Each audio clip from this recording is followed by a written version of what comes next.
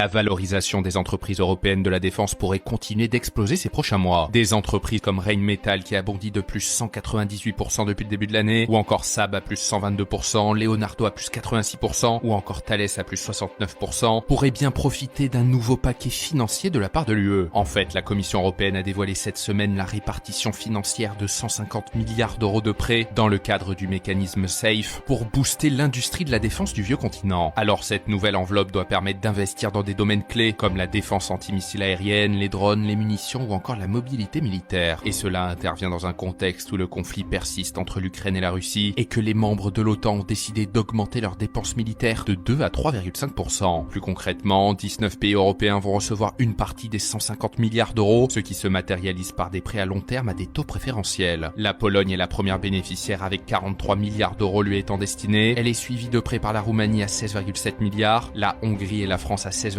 milliards et l'Italie qui devrait recevoir 14,9 milliards. Alors la répartition des fonds n'est pas liée par un critère spécifique, que ce soit par le PIB ou la population. En fait, chaque État a déposé une demande de prêt et la Commission européenne a alloué en fonction des besoins exprimés et de la conformité aux règles du dispositif. Car pour soutenir l'industrie européenne, au moins 65% de la valeur du produit final qui a été acheté avec ces prêts devra provenir de l'UE, d'Ukraine, d'un pays de l'espace économique européen ou de l'Association européenne de libre-échange.